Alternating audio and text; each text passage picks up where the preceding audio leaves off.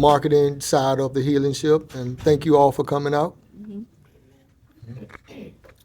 Good morning. Good morning. My name is Corwin Boone. I am a business transit sales manager for Hospitality Landmark Hospitality Group. Where I deal with Smurf Group's local negotiated rates and just all our corporate accounts with the shipyard, military Department of Defense, and all that wants to have any type of lodging accommodations in the hotels and stuff. So yes. Good morning, everyone. My name is Leonard Merritt. I am currently the owner of Merritt Towing and also co-owner of Clay Carrier Service with my beautiful wife over there in the corner. Hey. All right, my name is Daryl Tao, co-founder of CTAB Sports and Development and CTAB Hoops, and also author and entrepreneur. All right. Thank you. All right, you can go ahead and pick that one up, Aaron. Oh, you can start. Yep. How will you do it? My name is Aaron Belches. I'm a mental health counselor for Community Service Board in Western Tidewater and also in Hampton.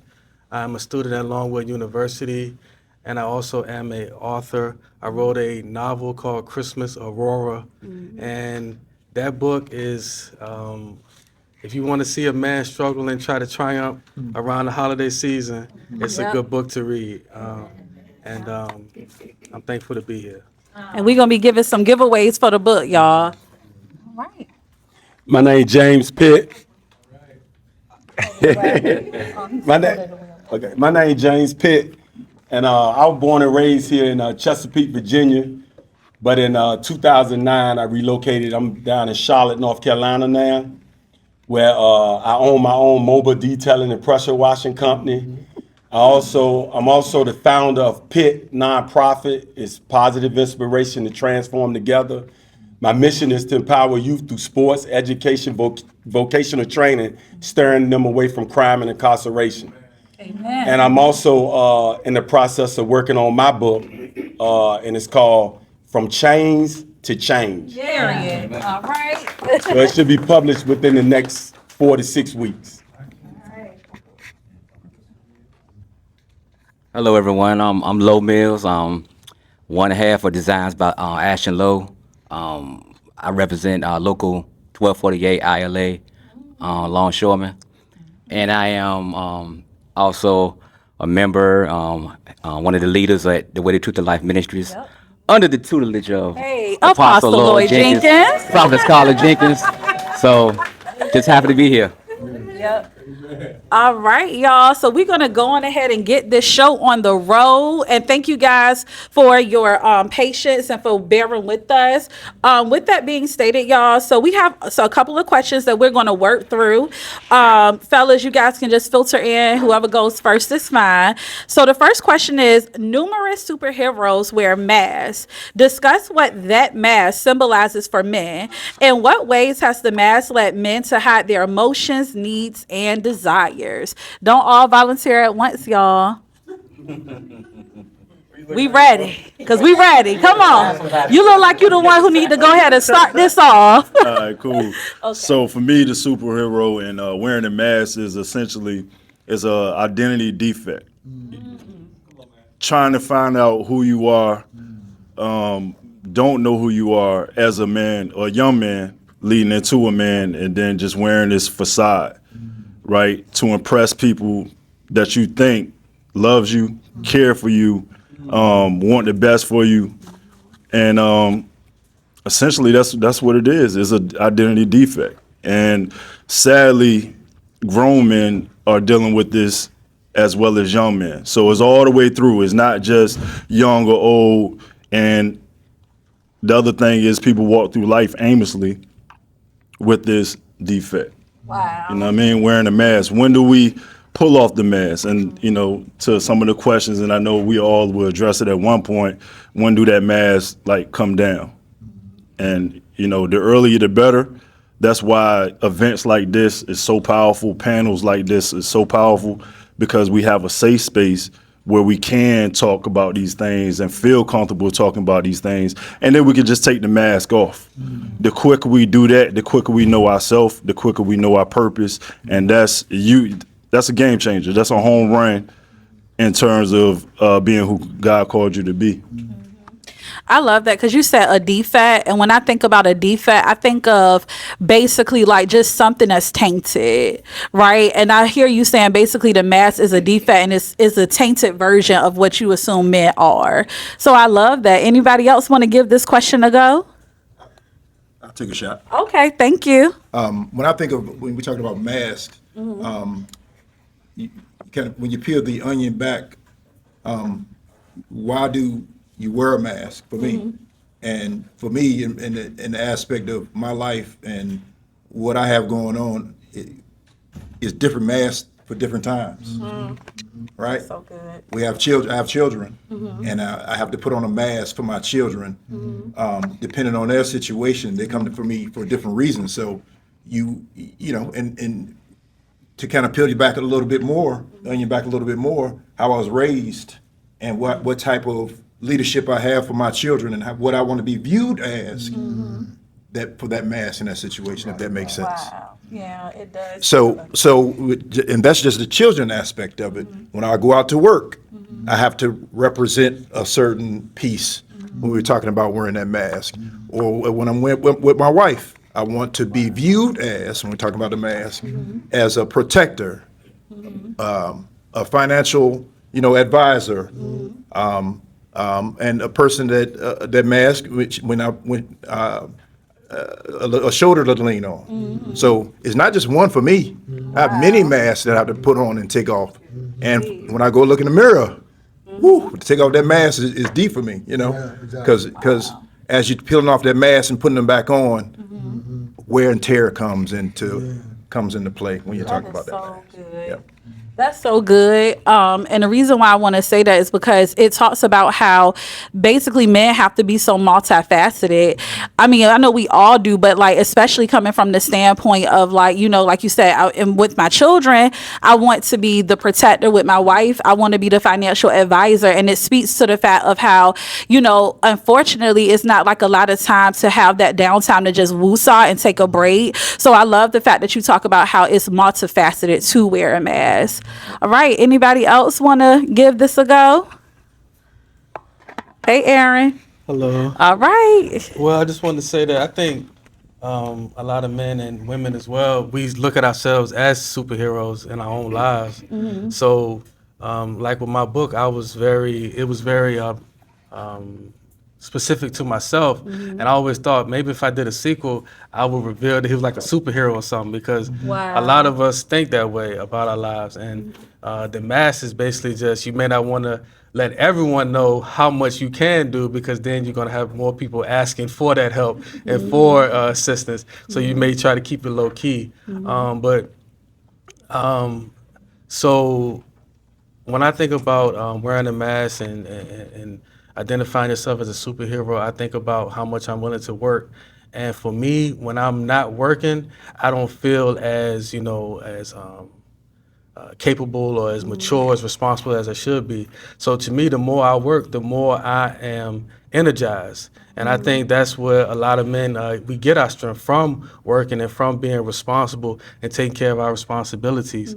I've worked weeks before where I've worked 80 hours a week. I've worked 100 hours a week before, and to me, it energized me. So when I told people, I was excited to tell people that I was doing that, because it made me feel like I was taking care of my responsibilities. And even though I don't have children, I still have nieces who always hit me up on Cash App and they need help. My brother, he's incarcerated right now, so I'm even more of a help to them because they don't have him out there. And so my father, he passed away 2 years ago in 2024. So now I try to help my mother as much as I can as well. So I think that's part of the responsibility of being a man. And like I said, we get energized by that work, and it's something that most men enjoy.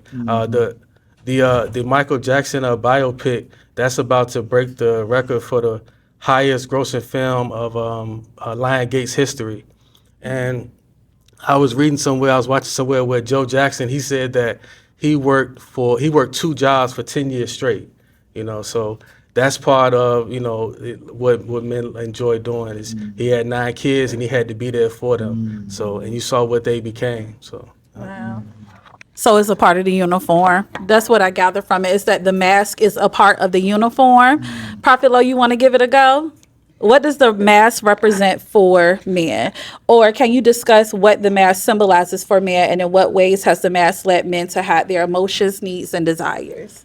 Well, I'll say this. I kind of answer a question with a question.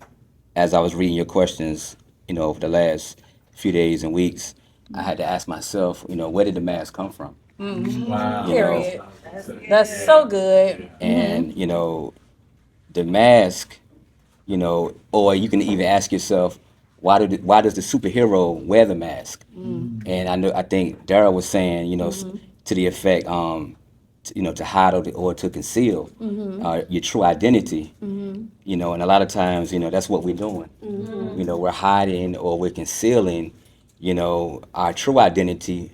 And a superhero, they'll hide that identity because they can't reveal their real identity, because their real identity, they can't, complete their mission or whatever they're trying to do under their real identity. So we wear a mask, and we put on this facade, and we put on, and my brother over here, he was talking about, multiple masks. And I thought that was awesome because that's what we do, and we're never comfortable, being our true self, and it's when we get by ourselves, that's when we reveal who the real us is. And I think this is a great panel because it forces us to discuss and talk about, what does it feel like to really cry out? What does it feel like to really, create a safe space to be able to, find out who I really am? And I think this is something we share, even in our, our other platform. I'm tired of me. I'm 51 years old, and I'm at a place in my life where I want to know who I am. And I'm tired of the pseudo personalities. I'm tired of, being this way for this person or being that way for that person. You want to testify. So Oh, okay. And when you just said you're tired of you, so I guess what I hear is that the mask can be good or bad, right? It's not necessarily a negative thing to wear a mask, because to a degree, all of us are masking. But the issue is when the mask becomes your whole identity and you don't know who you are apart from the mask. Uncle Lamont? Yeah. Hey, you ready to answer? Yeah, no, Okay. I'm gonna share this because me and my wife was talking about this last night, and she was telling me a good example to use, which is true.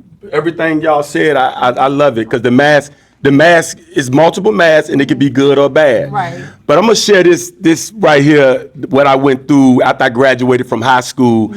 I went into, I was supposed to go in the Marines, but because the recruiter he was out the office, the Navy recruiter scooped me up. So I ended up going to boot camp in Florida, and in boot camp, you got the girls, it's like 80 girls, and it's 80 guys, so it's like brother and sister company. So like the first week, third day, we got to jump off the diving board.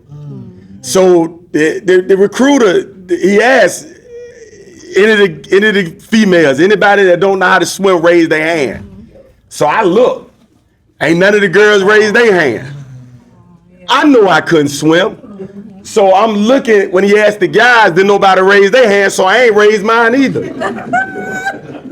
You understand? Because it's this image that I'm trying to portray, like, I don't want to be seen like I'm dumb or, or weak or soft.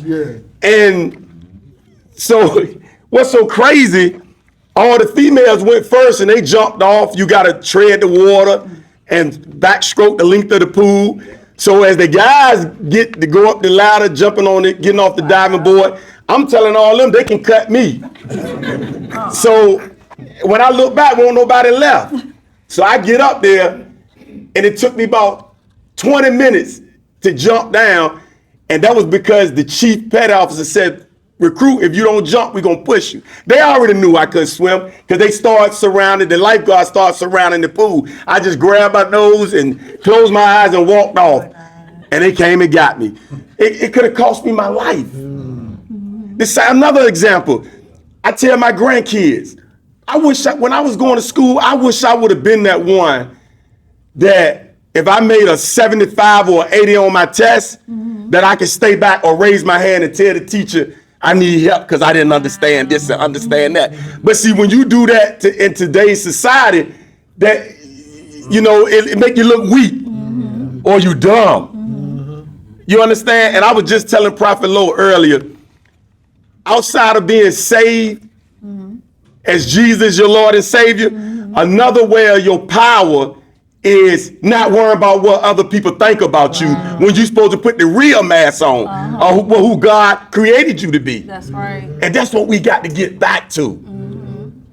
That's what we got to get back to it. Yeah. I love this. I really love this. I really do. You can go ahead and pick up your mic. But No, it's that was okay. deep. That's what I was about to That say, was though. so good. What we don't realize is, like, when we're walking in purpose and we being who we are truly and being vulnerable and taking that mask off, that's when you become the real superhero. Wow. That's when you walk. It's almost like when you fasting. Like when you eating right, your whole mentality change. You get clarity. Like you walking, like you can walk through a brick wall and can't nobody touch you. When you wake up, when you go in the room, you just feel different. So good. You just feel different. So you do become that superhero when you being authentic, when you being vulnerable, and you really just take off the mask. That's like, that's it. That's the key. That's the key.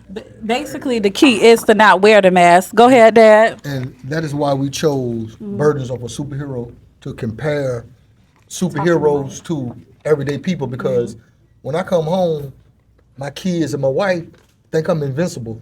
When I had like medical stuff going on my body, I'm laid up in the bed sick. They looking at me like, Yeah. what you gonna do, Superman? You know what I mean? Because they look, they everybody's surprised. Yeah. I can't move. You know what I mean? Because they used to getting up this time and coming home when going until I couldn't go. You know what I mean? So Yeah. that's why we chose Burdens of a Superhero, because we are superheroes. You know what I mean? So Yep. that's why, because like with men, we try to find something that we can relate to, like sports or something. So we chose this topic, and that's why I think it's a good topic. Everybody had great answers, you know what I mean? Yes. And we can relate to each other. Like I could talk to her and my wife, and I could talk for an hour, and then when I'm finished, I don't understand what you're saying. Come on, man. I broke this down to the least common denominator, and you don't understand? How could you not? But men and women are so different. Yeah. And just like with this brother here, Leonard,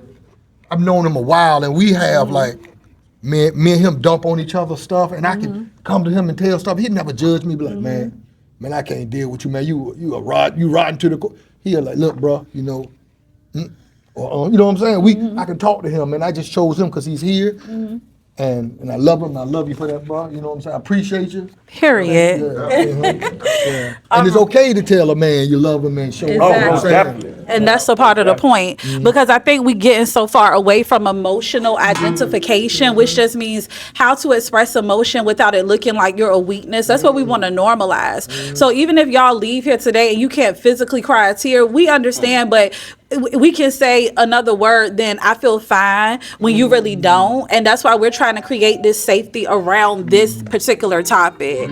Y'all ready to go to the next?